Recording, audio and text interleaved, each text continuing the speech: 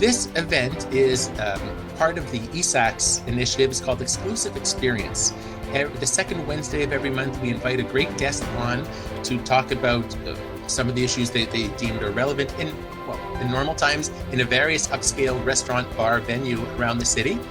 And it's also a great learning opportunity plus networking. I'd like to introduce Jennifer Stewart, who is our guest speaker today, and she's an award-winning entrepreneur and community leader.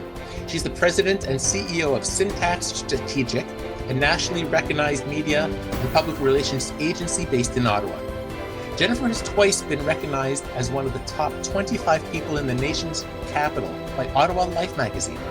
She was also recognized as a finalist for Ottawa's Female Entrepreneur of the Year, and in 2017 was named one of the top 40 under 40 business leaders in the nation's capital by the Ottawa Business Journal and the Ottawa Chamber of Commerce, now the Ottawa Board of Trade. Jennifer is committed to driving change in her community. She is currently the chair of the Village of Carp Business Improvement Association, a committee member of Project North, and the former co-chair of the Ottawa chapter of Canadian Women in Communications and Technology. She is a regular commentator on crisis communications for both CTV Power Play and CBC News Network. Hi, Darren. Jennifer, thank you so much for joining us this evening. Thanks for having me. So, Jennifer, why don't, a bio only covers so much. Would you like to say a little bit more about who you are and what you're all about? The bio says all the great things.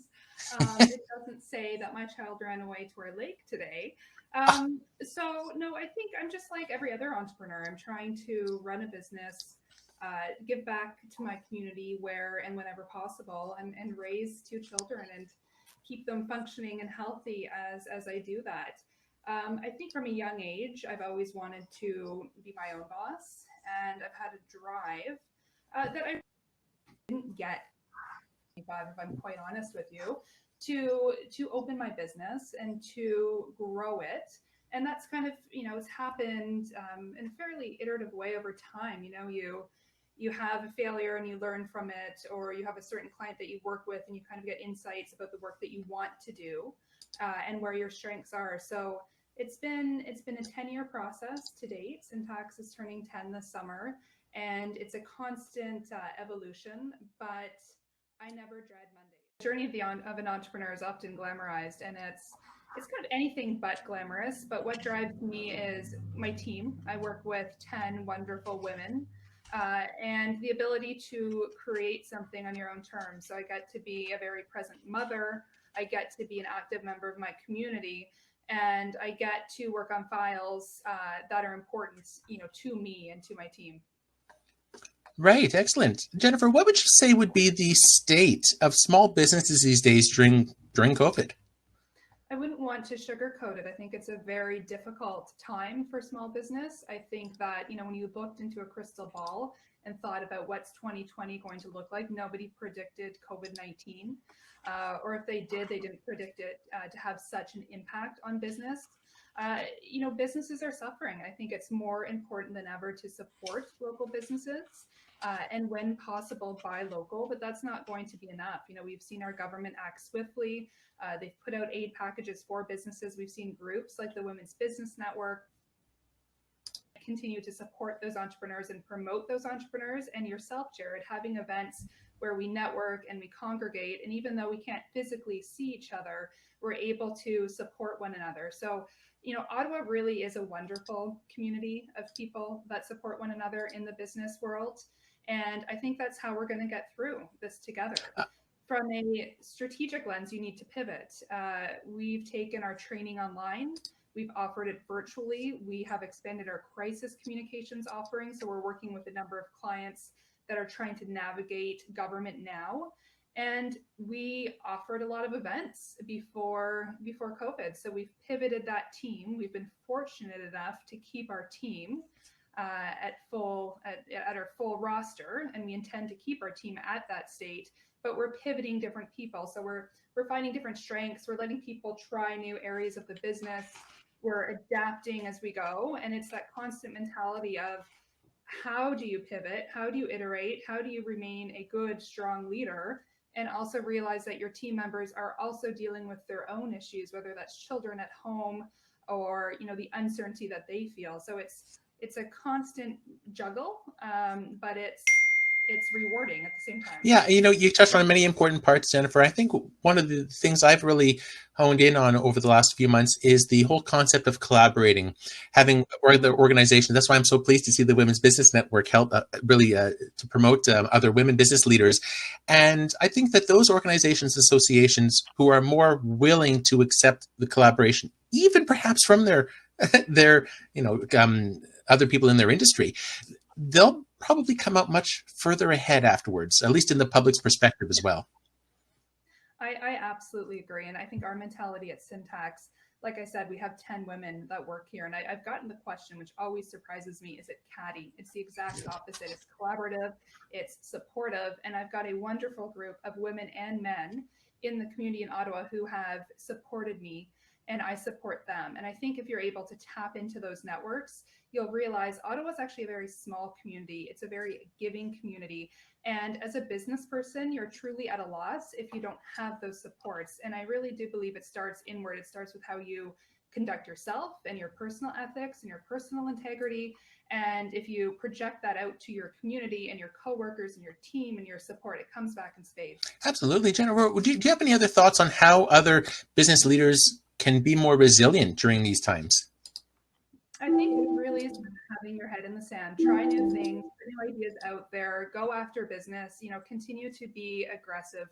I think that, that word is often a bit demonized, particularly for women in business, but you need to go after what you want. Life is short and you need to be continually innovating. And I know the word pivot is overused in our communities, but you need to pivot and you need to try new things and put yourself out there. And, if you fail, you fail. You just pick yourself back up and you try again.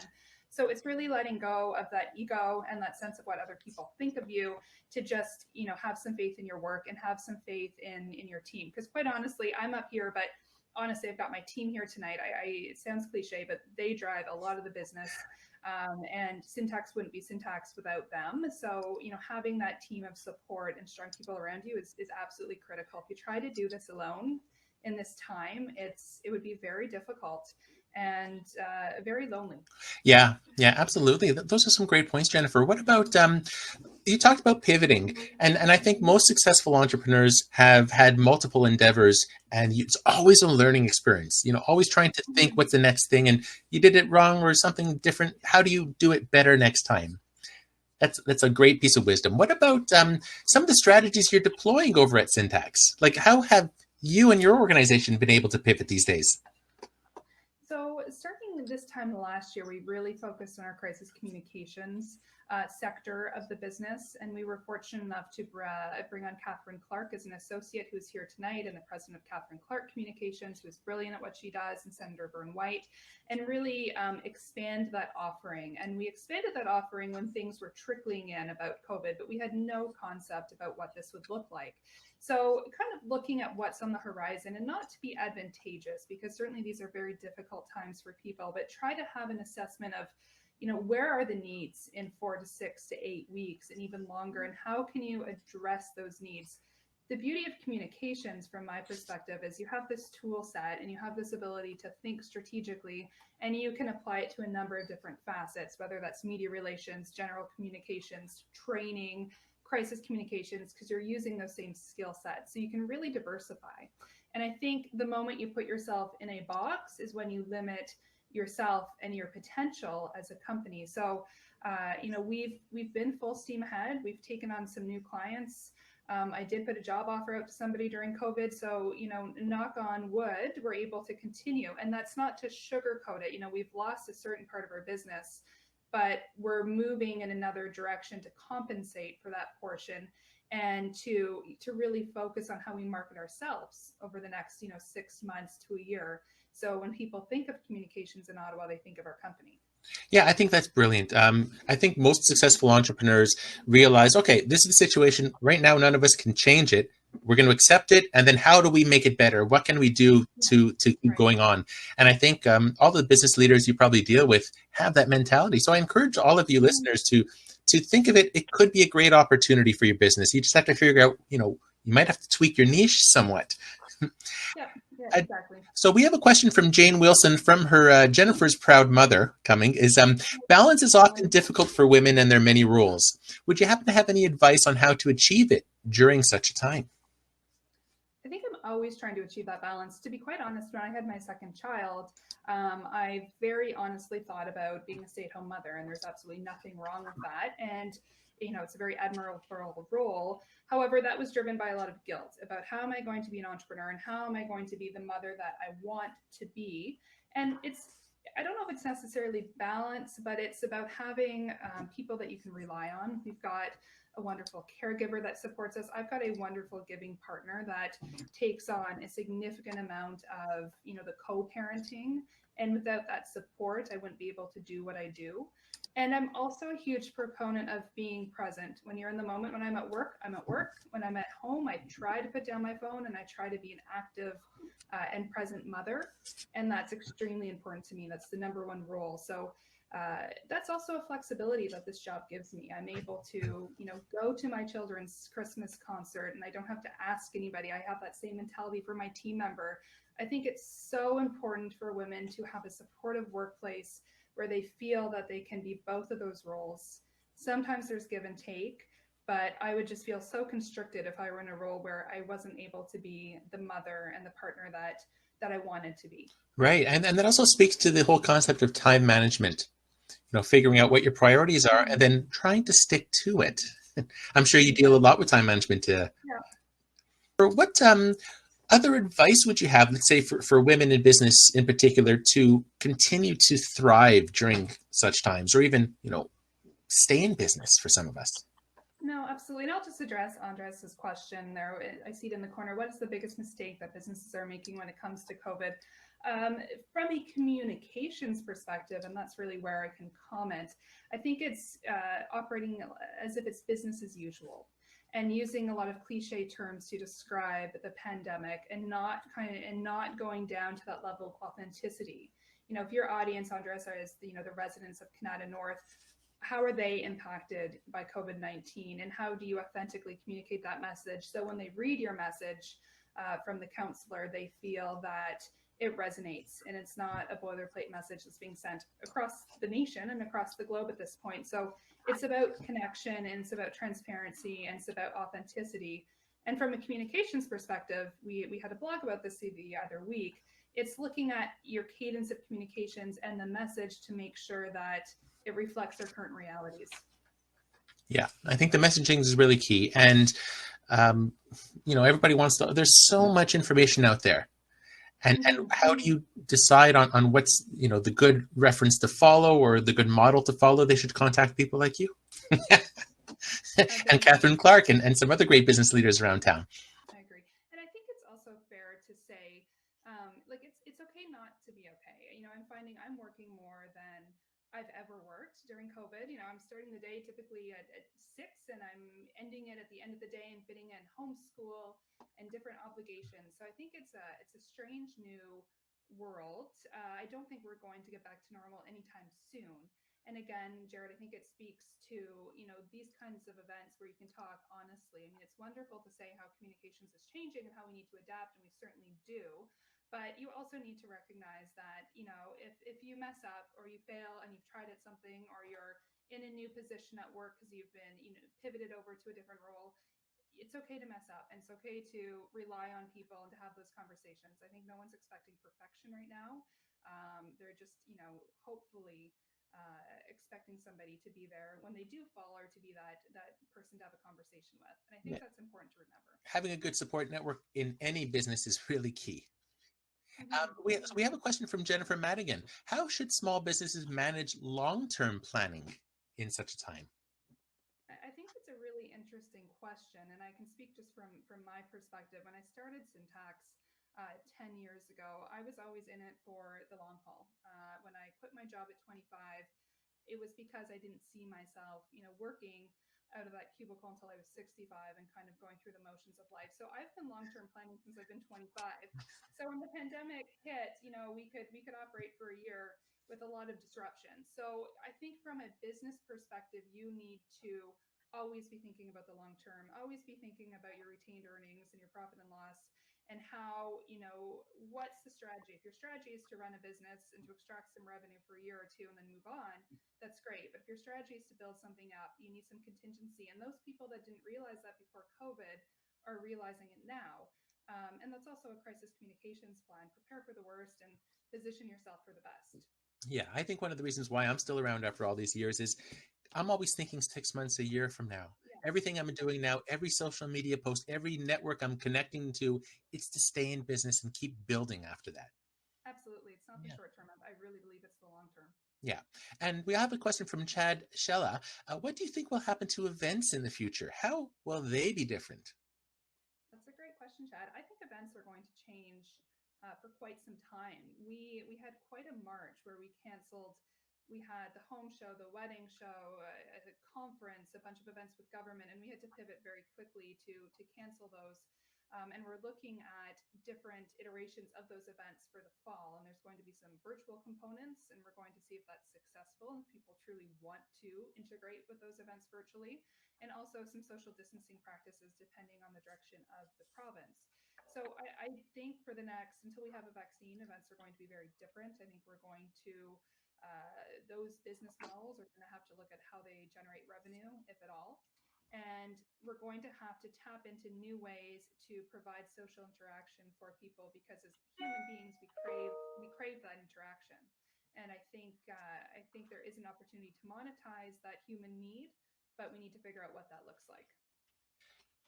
Brilliant. When you're looking to partner with other individuals that you bring into the Syntax community, what do you look for? Are those strategic decisions or just synergies that were found? And they're thinking about how your team is all women and partnerships like Catherine Clark or Vern White.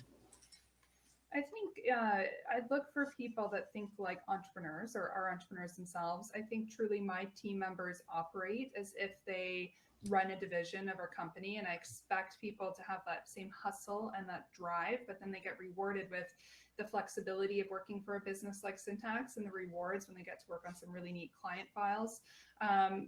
And also there's just people you click with. Like, I'm not interested in a resume. I'm interested in people's get up and go and their personalities and their approach and their philosophy to business, and more than anything, their ethics and their integrity.